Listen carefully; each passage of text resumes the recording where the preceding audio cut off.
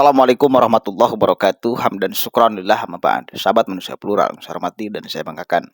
Denny Siregar malam udah ngamuk-ngamuk tuh, udah marah-marah.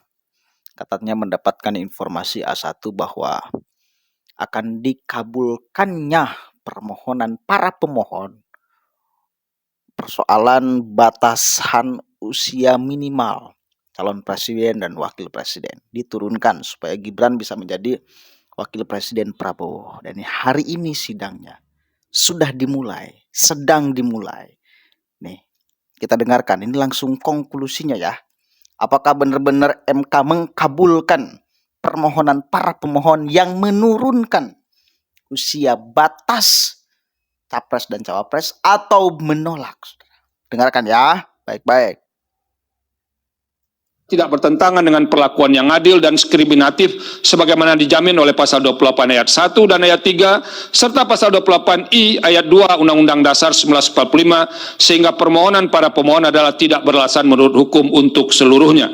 Menimbang bahwa hal-hal lain tidak dipertimbangkan lebih jauh karena dinilai tidak ada relevansinya. Konklusi, berdasarkan penilaian atas fakta dan hukum sebagaimana diuraikan di atas, Mahkamah berkesimpulan: 1. Mahkamah berwenang mengadili permohonan aku. 2. Para pemohon memiliki kedudukan hukum untuk mengajukan permohonan aku. 3. Pokok permohonan para pemohon tidak beralasan menurut hukum. Berdasarkan Undang-Undang Dasar Negara Republik Indonesia tahun 1945 dan seterusnya, amar putusan mengadili menolak permohonan para pemohon untuk seluruhnya. Pendapat berbeda, dissenting opinion, terhadap putusan Mahkamah Konstitusi aku, Hakim Konstitusi Soehartoyo dan Hakim Konstitusi M. Guntur Hamzah memiliki pendapat berbeda, masing-masing sebagai berikut. Pendapat Yang Mulia Hakim Konstitusi dan Yang Mulia M. Guntur Hamzah dianggap dibacakan. Demikian diputus dalam rapat permusyawaratan hakim oleh 8 hakim konstitusi, yaitu Saldi Isra selaku ketua merangkap anggota, Wahiduddin Adams, Arif Hidayat, Eni Nurbaningsi, Daniel Yusmi PFOE, Manahan MP Sitompul, M. Guntur Hamzah dan Soehartoyo, masing-masing sebagai anggota pada hari Selasa tanggal 19 bulan September tahun 2023 yang diucapkan dalam sidang pleno Mahkamah Konstitusi terbuka untuk umum pada hari Senin tanggal 16 bulan Oktober tahun 2023 selesai diucapkan pukul 12.50 WIB dengan dibantu oleh Mardian Wibowo sebagai panitera pengganti, dihadiri oleh para pemohon atau kuasanya, Dewan Perwakilan Rakyat atau yang mewakili, dan Presiden atau yang mewakili, serta para pihak terkait atau kuasanya. Karena jam menunjukkan pukul 12 lewat. Jelas ya? Ditolak, saudara. Ditolak, saudara. Ditolak, saudara. Jadi kadang-kadang kita itu suka marah di awal. Nuduh yang aneh-aneh. Tapi ya untuk kemudian kewaspadaan yang nggak jadi soal. Tetapi seringkali ini diadopsi sebagai sebuah kebenaran mutlak. Padahal hanya sekedar menuduh. Ini buktinya, ini kan persoalan intervensi dan tidak intervensi. Kalau permohonannya ditolak berarti tidak intervensi. Kalau permohonannya diterima berarti intervensi Jokowi. Ini kalau ditolak gimana?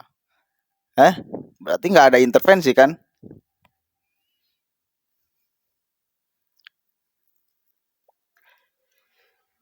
Begitu loh.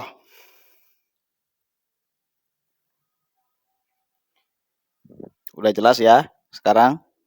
Prabowo tidak bisa berpasangan dengan Gibran Rakabuming Raka. Nggak bisa. Sebagai orang yang mengagumi Jokowi, memang saya tidak sepakat kalau tiba-tiba Gibran langsung menjadi wapres. Wapres siapapun aja, meskipun wapres Ganjar. Itu loh. Kenapa?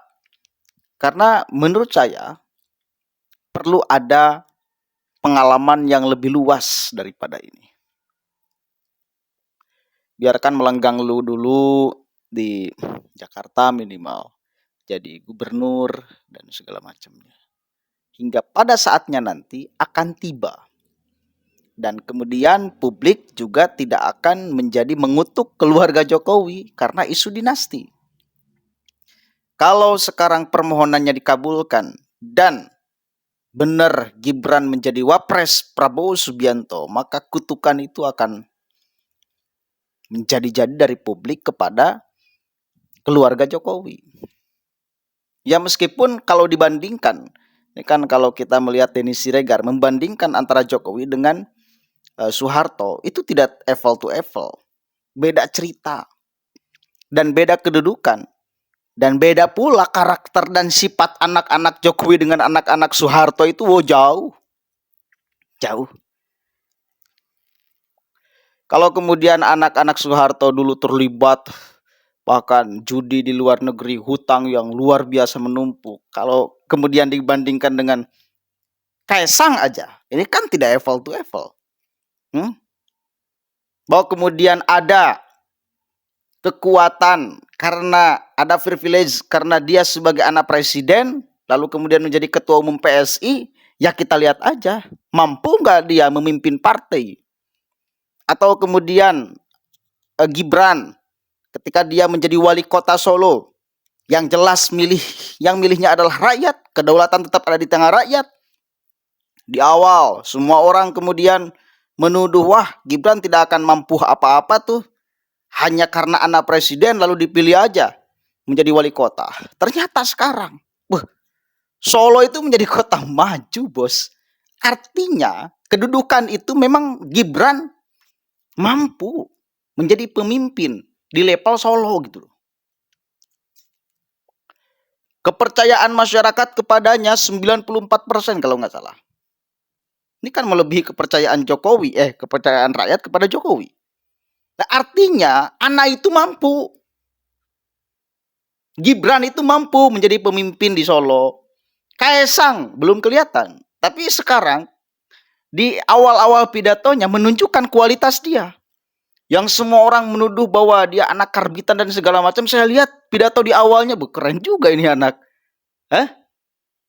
Lumayan keren gitu loh. Seusia dia. Lah artinya ada potensi, ada kemampuan ketika dia memegang jabatan. Bukan hanya memegang jabatan hanya karena gitu loh.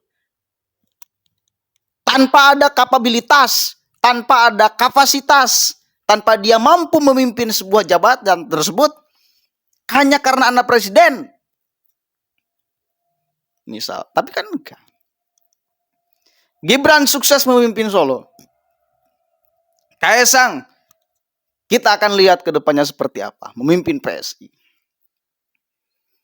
Lagian kan itu rumah orang lain. Ya silakan aja. Siapa yang kemudian berkehendak untuk menjadi pemimpinnya? Orang kader-kader PSI yang punya kuasa. Kan itu. Pemimpin partai. Kalau menjadi menteri misalnya, yang jelas itu katakan hanya Presiden Jokowi yang punya kemampuan meskipun tanpa ada keterlibatan publik, tiba-tiba misal Kaisang dijadikan menteri, ini bermasalah. Kalau Kaisangnya memang tidak punya kapasitas dan kapabilitas, tidak punya kemampuan untuk menjadi seorang menteri. Kalau urusan partai politik ya silakan, kita lihat aja nanti ke depannya akan seperti apa. Begitu ya. Yang jelas adalah permohonan pemohon tentang penurunan batas usia capres dan cawapres ditolak jelas. Artinya tidak ada intervensi Jokowi. Dan itu kan untuk menunjukkan, untuk membuktikan bahwa di persoalan ini ada intervensi dan tidak. Ini urusan ini kan. Patokannya kan ini kan ditolak dan tidak. Kalau diterima berarti ada intervensi, kalau ditolak berarti tidak ada intervensi. Begitu sederhana kan? patokan intervensi dan tidaknya hanya ukurannya ditolak dan tidak. Tapi ya wis lah. Mudah-mudahan ada manfaatnya. Allahul muwaffiq ila aqwamit thoriq, wallahu a'lam bishawab. Assalamualaikum warahmatullahi wabarakatuh.